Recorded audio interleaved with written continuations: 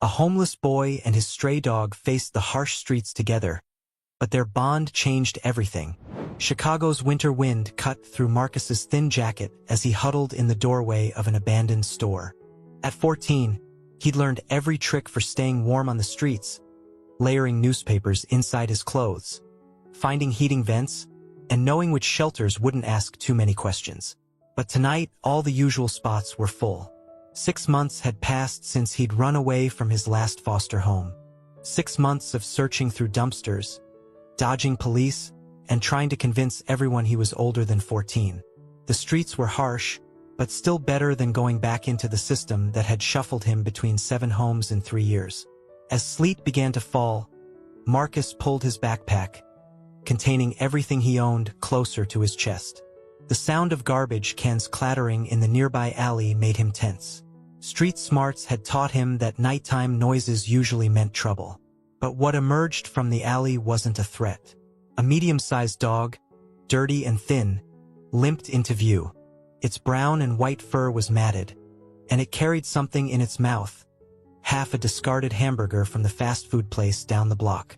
The dog froze when it spotted Marcus, and for a moment, they stared at each other, two survivors sizing up potential danger. Marcus noticed the dog had no collar, and its ribs showed clearly through its fur. He recognized that look of hunger. He saw it in his own reflection often enough. "Hey," Marcus said softly, staying still. "It's okay. I'm not gonna hurt you." The dog took a cautious step forward, still clutching its prize. Marcus slowly reached into his backpack and pulled out a squashed piece of bread he'd been saving for breakfast. It wasn't much, but hunger had taught him about sharing. "Here." He held out the bread. "Trade you." The dog tilted its head, studying him with intelligent brown eyes. After a long moment, it approached carefully and dropped the hamburger at Marcus's feet, quickly snatching the offered bread. Marcus couldn't help but laugh. "That's some street smarts you got there, buddy." He picked up the hamburger and split it in half, holding out a portion to the dog. "Fair's fair." The dog's tail wagged slightly as it accepted the offering. Instead of running away, it settled down next to Marcus in the doorway, pressing against his leg. The warmth was welcome against the cold night air. "Guess we both know about finding dinner where we can." "Huh?" Marcus spoke quietly, finding comfort in having someone to talk to. "Got a name?" He checked again for a collar but found none. "How about I call you Scout?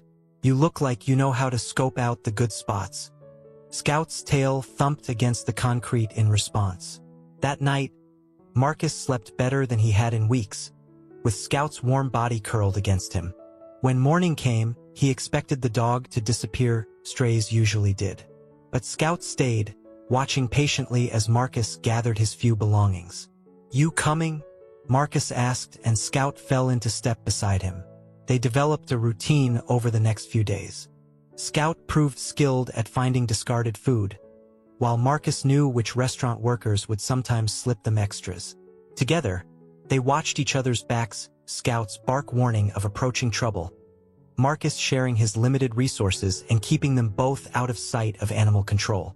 One evening, as they huddled in their doorway, an older homeless man named Joe stopped to talk. He was one of the regulars Marcus saw around, someone who'd occasionally shared advice about safe places to sleep. "That's a good dog you got there," Joe commented, sharing some crackers from his latest panhandling effort. "Loyal. Don't see many like that anymore." Marcus nodded, watching Scout graciously accept a cracker. "Found each other about a week ago. Or maybe he found me." "Sometimes that's how it works," Joe said thoughtfully. "Street dogs know street people. They recognize something in each other." He studied Marcus for a moment. "You're too young for this life, kid." Marcus tensed, ready to defend his independence, but Joe raised his hands. "Not judging, just saying having someone depend on you changes things. That dog's gonna need more than dumpster scraps and doorways." The words stuck with Marcus as he tried to sleep that night, Scout's head resting on his lap. He'd been focused on survival, taking each day as it came. But now, watching Scout shiver slightly in the cold, he felt something he hadn't in a long time: responsibility for someone else. "We'll figure something out," he whispered to Scout, running his fingers through the dog's fur.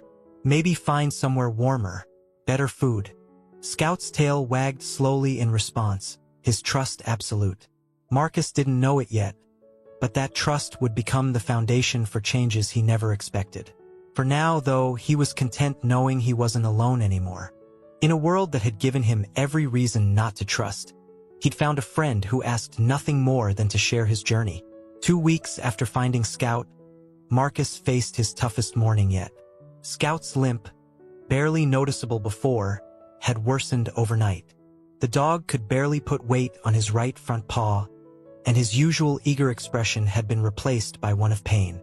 "Let me see, buddy," Marcus whispered, gently examining the swollen paw. Scout whimpered but didn't pull away, trusting Marcus even through the pain. The trust made Marcus's chest tighten. He had nothing to help, no way to make it better. Their usual morning routine of searching for breakfast was impossible with Scout hurting. Marcus left him hidden behind some boxes in their current alley and went alone to check the usual spots. He managed to get 2 half-eaten sandwiches from behind the deli, but his mind kept returning to Scout. When he got back, Scout hadn't moved, but his breathing seemed labored. The morning sun revealed what darkness had hidden. The paw was badly infected, red and hot to the touch. "This is bad, Scout," Marcus said, his voice shaking. "Really bad." He knew there was a vet clinic 3 blocks away. He'd passed it often enough. But vets meant money, and money meant either stealing or asking for help. Both options went against everything he'd learned about staying invisible on the streets. Joe's words echoed in his head. Having someone depend on you changes things. Marcus spent an hour panhandling outside the convenience store, swallowing his pride as people passed by. Some ignored him, some gave him disgusted looks, but he managed to collect $11.37. Nowhere near enough for a vet, but it was something. With no better options, he helped Scout limp to the clinic. The bell above the door announced their entrance, making Marcus wince at the attention.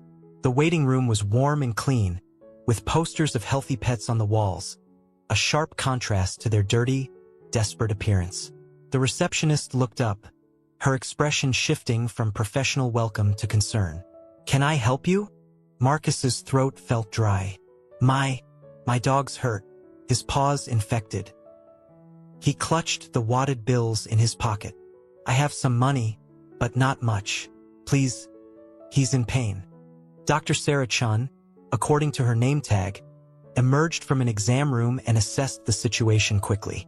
Instead of the judgment Marcus expected, her eyes showed only compassion. "Let's take a look," she said, kneeling beside Scout. "What's his name?" "Scout," Marcus answered, watching nervously as she examined the paw. We found each other about 2 weeks ago."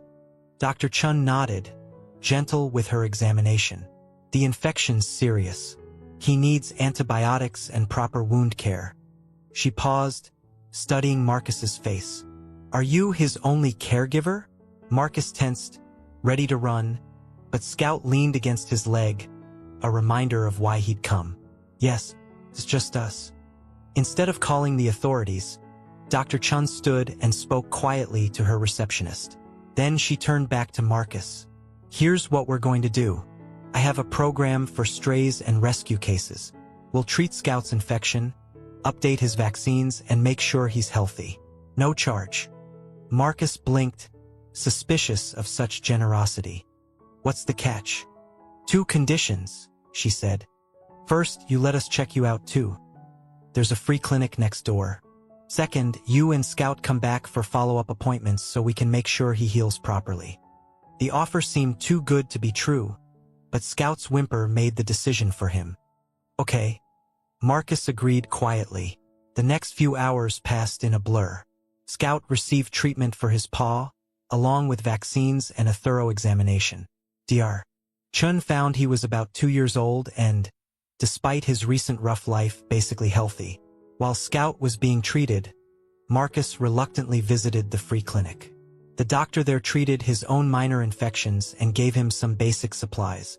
More importantly, She listened without judgment when he explained his situation. By late afternoon, Scout was drowsy from pain medication but looking more comfortable. Dr. Chun provided antibiotics, proper food, and clear instructions for care. "You've done a good job looking out for him," she said, helping Marcus organize the supplies. "But you both deserve better than the streets. There are people who can help, places that will take you both." Marcus shook his head. "They'll separate us. Put me back in the system." "Not necessarily," she replied, writing something on a card. "This is the number for Youth Horizons. They have a program for homeless teens and their pets. Just think about it." That night, in their usual doorway, Marcus held the card while Scout slept peacefully beside him. The day's events had shaken his confidence in going it alone. Looking at Scout's bandaged paw, he realized that survival wasn't enough anymore, not for either of them. "Maybe," he whispered to his sleeping friend, "it's time to trust someone besides you." The morning after Scout's vet visit, rain pounded Chicago streets, turning their usual hideouts into wet, miserable spaces. Marcus huddled under an awning, protecting Scout's bandaged paw from the downpour while trying to read the now-wrinkled card Dr. Chun had given him. Youth Horizons. The words seemed to mock him. He'd heard about places like this before, promises of help that ended with broken trust. But as another gust of wind drove the rain sideways, Scout pressed closer, shivering despite the donated blanket wrapped around him. "What do you think, buddy?" Marcus asked, scratching behind Scout's ears. "Should we at least check it out?" The payphone outside the convenience store swallowed his last quarter. Marcus's fingers trembled as he dialed, half hoping no one would answer. "Youth Horizons, this is Maya speaking." The voice was warm with a slight Spanish accent. Marcus almost hung up, but Scout's wet nose pressed against his hand, giving him courage. "Dr. Chun from the vet clinic gave me this number." His voice cracked. "She said you help kids with pets?" "Yes, we do," Maya replied. "Would you like to come in and talk? No pressure, just conversation. We've got hot chocolate and I bet your dog would appreciate being dry." 20 minutes later, Marcus stood before a converted brownstone in a quieter part of the city. The building looked more like a house than an institution, with a small garden out front and a sign reading Youth Horizons in simple letters. Maya met them at the door, a woman in her 40s with kind eyes and gray streaks in her dark hair. She didn't comment on their appearance or ask why Marcus was alone. Instead, she focused on Scout. "What a handsome boy," she said, kneeling to offer her hand for Scout to sniff. "Dr. Chun told me about treating his paw. How's he doing?" The simple question broke something in Marcus. Before he knew it, he was sitting in a warm office, Scout drying off on a thick blanket beside him, telling Maya everything: the foster homes, the running, finding Scout, the fear of being separated. Maya listened without interrupting, occasionally nodding. When he finished, she leaned forward in her chair. "Marcus, what you've done to survive and care for Scout shows incredible strength. But you're right to worry about his paw getting proper care." She paused. "We have a program called Partners in Hope. It's for young people like you who have animal companions. Would you like to hear about it?" Over the next hour, Maya explained how Youth Horizons worked. They offered temporary housing where pets were welcome, education programs, counseling, and help reconnecting with family when possible. Most importantly, they promised that Scout and Marcus would stay together. "The catch," Maya said honestly, "is that you have to commit to the program. That means school, following house rules, and working with our counselors. But we won't force you into anything you're not ready for." Marcus glanced at Scout, who had fallen asleep on the blanket, finally warm and comfortable. "Can I think about it?" "Of course." Maya wrote an address on a fresh card. "We have 2 beds open in our emergency shelter, 1 human, 1 canine. They're yours tonight if you want them. No strings attached." That evening, Marcus lay on a real bed for the first time in months. Scout curled up in a proper dog bed beside him. The room was small but private, with a window overlooking the garden. Down the hall, He could hear quiet conversations and the occasional laugh from other residents. He thought about the streets waiting outside, the freedom of answering to no one. But freedom had its price. He saw it in Scout's bandaged paw, felt it in his own exhausted bones. Just before sleep took him, Marcus reached down to touch Scout's head, reassuring himself his friend was still there. Scout's tail thumped softly against the dog bed.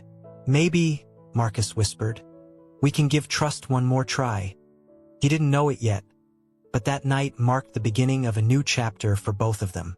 The road ahead wouldn't be easy, but for the first time in a long time, it held something more than just survival.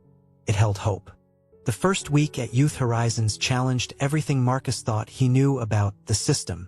Each morning, he expected to wake up and find it had all been a dream, or worse, that Scout had been taken away. But each morning, Scout's gentle snoring from his bed proved their reality. The program's routine was structured but not rigid. Breakfast was served from 7 to 9 a.m. in the common kitchen, where residents took turns helping with meals. Marcus met other teens, some with pets, some without, all carrying their own stories of survival. There was Jenna, 16, who had a three-legged cat named Tripod. David, 15, whose German Shepherd mix, Max, had been his only constant through years of family instability. They didn't pry into each other's histories, but their shared love for their animals created an unspoken bond. The pets helped more than any therapy could, Maya explained one morning, watching the teens interact during breakfast. They give these kids a reason to stay, to try. Marcus's days filled with new experiences. In the mornings, he worked with a tutor named Mr. Roberts to assess his education level. Despite missing months of school, Marcus had managed to keep reading, picking up discarded newspapers and books. His math needed work, but his comprehension skills impressed the tutor. "You've got a sharp mind," Mr. Roberts told him. "We can have you caught up and ready for regular classes by fall if you're willing to put in the work." Scout's paw healed steadily under Dr. Chen's care. During their follow-up visits, she taught Marcus basic pet first aid and proper care techniques. Scout's presence during these lessons helped calm Marcus's anxiety about being in clinical settings. The afternoons brought different activities. Some days, there were group sessions where residents could share their stories if they chose. Other days focused on life skills, cooking, budgeting, job readiness. Scout attended every session, becoming an unofficial therapy dog for the group. But it wasn't all smooth sailing. Marcus still struggled with trust, especially during required counseling sessions with Dr. Harrison, the program's psychologist. "I know you're worried about opening up," Dr. Harrison said during one session, as Scout dozed at Marcus's feet. "But look at how Scout trusts you. He didn't learn that overnight, did he?" Marcus shook his head, remembering their first careful interactions in the doorway. "No, it took time. Trust is like that for humans too. It's built in small steps." The biggest test came 3 weeks into their stay. Maya called Marcus into her office, her expression serious. "Marcus, we've located your Aunt Patricia in Milwaukee. She's been looking for you since you ran from your last foster placement." Marcus felt his chest tighten. Aunt Patricia, his mother's sister, had tried to take him in years ago but had been denied due to her small apartment and long work hours. He'd lost track of her in the shuffle between foster homes. "She wants to reconnect," Maya continued gently. "She's in a better position now with a house and flexible work schedule." And she smiled. She asked specifically if Scout would be welcome. The news overwhelmed Marcus. Scout, sensing his distress, pressed against his leg. "You don't have to decide anything now," Maya assured him. "She's willing to take things slowly. Maybe start with a phone call?" That evening, Marcus sat in the garden with Scout, watching other residents play basketball on the small court. A month ago, he would have run at the first mention of family contact. Now, he found himself considering possibilities. "What do you think about Milwaukee, Scout?" he asked. His friend's tail wagged at the sound of his voice, unconditional acceptance in his brown eyes.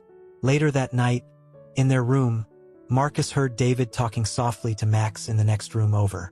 "We're gonna make it, buddy. One day at a time." The words echoed Marcus's own thoughts. Maybe that was the key, not thinking too far ahead, just taking each day as it came, but doing it somewhere safe, somewhere they could both heal. He pulled out his journal, another new habit encouraged by the program, and wrote, Day 23 at Youth Horizons. Scout's paw is almost healed. Started reading To Kill a Mockingbird with Mr. Roberts. Learned to make spaghetti in cooking class. Aunt Patricia called. Didn't run. Maybe that's progress. The phone call with Aunt Patricia lasted 47 minutes. Marcus sat in Maya's office, Scout's head resting on his knee, as he heard his aunt's voice for the first time in 3 years. I never stopped looking for you, Marcus, she said, her voice thick with emotion. Every time they moved you, it got harder to track you down. Then when you ran, she paused.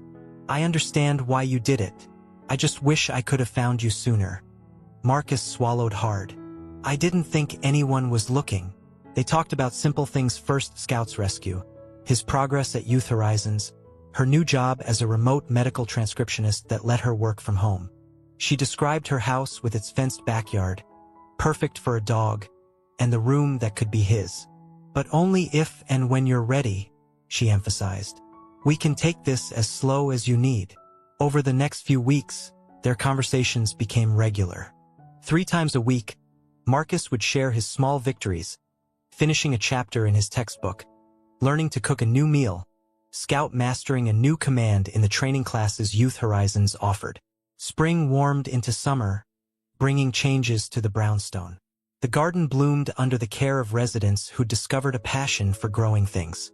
Marcus helped plant vegetables, Scout diligently supervising from the shade. His friendship with other residents deepened. Jenna taught him how to groom Scout properly, skills she'd learned working at a local shelter. David, who'd been at Youth Horizons longest, showed him how to navigate the GED program they both attended. Family's complicated, David said one evening as they walked their dogs in the small park nearby. When I first got here, I swore I'd never talk to mine again. Now, Max and I visit my mom twice a month at her rehab center. Marcus nodded, watching Scout and Max play. Did you ever think you'd trust them again? Trust is earned, David replied, echoing Dr. Harrison's words. But sometimes people surprise you. They change, or maybe we change enough to see them differently. In late July, Aunt Patricia made her first visit. Marcus paced nervously in the garden while Scout watched, tail wagging uncertainly in response to his anxiety. She looked older than he remembered, her dark hair now streaked with silver, but her smile was the same. Scout approached her cautiously, sniffed her offered hand, then leaned against her leg, his seal of approval. He's a good judge of character, Marcus said quietly. Like his owner, she replied, wiping tears from her eyes. They spent the afternoon together, walking through the neighborhood while Marcus showed her his favorite spots. The library where he now had his own card, the park where Scout had learned to play fetch, the diner where he'd started working part-time bussing tables. I'm proud of you, she said as the day ended. Not just for surviving, but for choosing to build something better. That takes real courage. Before leaving, she handed him a small photo album. Inside were pictures of his mother, some he'd never seen before, along with photos of himself as a young child. I thought you might want to fill the empty pages, she said. Make new memories. That night, Marcus added his first photo to the album, a picture Maya had taken of him and Scout in the garden. Looking at it, he barely recognized himself. The scared, defensive boy from the streets had begun to fade, replaced by someone who looked hopeful. In his journal, he wrote, Day 87 at Youth Horizons. Aunt Patricia visited. Scout approved. Looking at old photos made me sad but not angry. David says that's progress. Starting to believe him. Starting to believe in a lot of things again. Scout interrupted his writing by dropping a well-worn tennis ball in his lap, tail wagging expectantly. Okay, buddy, Marcus laughed, reaching for the ball. One more game before bed. As they played in the twilight, Marcus thought about David's words about trust and change. Maybe the biggest change wasn't in others but in himself. in his growing ability to believe that not everything good would be taken away. By late August, the question of Milwaukee loomed larger with each passing day. Aunt Patricia had visited 3 more times, and each visit felt more natural than the last. Still, the thought of leaving Youth Horizons, the first place that had felt like home in years, filled Marcus with conflicting emotions. One morning, he found Maya in the garden, tending to the tomato plants he'd helped grow. Scout was sprawled nearby, basking in the summer sun. "I'm scared," Marcus admitted, helping her stake up a drooping plant. "What if it doesn't work out in Milwaukee?" Maya straightened up, wiping her hands on her jeans. "That's a normal fear. But remember, you're not the same person who ran away 6 months ago. Neither is your aunt the same person who couldn't take you in before. What if I mess up? Then you'll handle it," she said firmly. "You've learned how to ask for help, how to trust, how to take care of yourself and Scout. Those skills go with you wherever you are." Later that day, during his session with Dr. Harrison, Marcus voiced another fear. What if Scout doesn't adjust? Dr. Harrison smiled. Scout adjusted to living on the streets. He adjusted to living here. But more importantly, he has you. Dogs are remarkably resilient when they're with people they trust. The decision crystallized one evening as Marcus sat doing homework in the common room. David was packing. He and Max were moving into a transitional apartment, the next step in the program. Jenna was teaching a new resident how to brush tripod. The scene struck Marcus suddenly. Everyone was moving forward, growing, changing. That night he called his aunt. "I want to try," he said, "but I need to know I can come back here if things don't work out."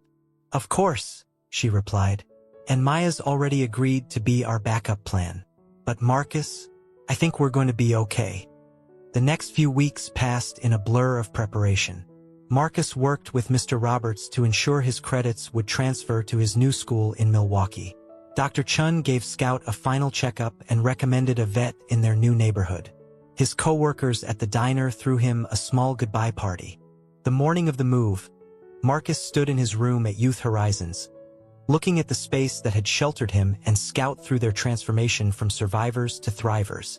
The walls were bare now, his few possessions packed in a donated suitcase. Scout's bed and toys were already in Aunt Patricia's car. David and Max came to say goodbye. "Keep in touch," David said, handing Marcus a new collar for Scout. "And remember what Maya always says, trust is built in small steps," Marcus finished, managing a smile. The goodbyes were harder than he expected. Jenna hugged him tight, tripod purring from her shoulder. Mr. Roberts gave him a book, To Kill a Mockingbird, with an inscription about courage. Maya held him longest, whispering, "You've got this." As they drove toward Milwaukee, Scout's head resting on Marcus's lap, Aunt Patricia pointed out landmarks and shared stories about the neighborhood they'd be living in. Marcus half listened, his mind processing the magnitude of the change. "We can turn around," his aunt offered quietly, noticing his silence. "If you're not ready." Marcus looked down at Scout, who gazed back with complete trust. Then he thought about the journal in his backpack, filled with months of small victories and growing hope. Finally, he looked at his aunt, really looked at her, and saw not just his past, but a possible future. "No," he said, "I'm ready. We're ready." That evening, in their new room, a space filled with sunlight and possibilities, Marcus unpacked while Scout explored every corner. He hung up the few photos he had, including the one from the garden, and added a new one taken that day. Him, Scout, and Aunt Patricia in front of their new home. In his journal, he wrote, "Day 156 since finding Scout. First day in Milwaukee. Aunt Patricia made spaghetti. Not as good as mine yet. Scout already claimed the best spots on the couch. Found out the neighbor has a golden retriever named Luna. Scared but not running. Not anymore, because sometimes the bravest thing isn't surviving alone. It's letting others help you build something new. Thank you, Scout, for teaching me that." Scout jumped onto the bed, technically not allowed but forgiven just this once, and settled beside Marcus. Outside, they could hear the sounds of their new neighborhood. Kids playing, dogs barking, life happening all around them. Marcus scratched Scout's ears, earning a contented sigh. "We made it, buddy," he whispered. "We really made it."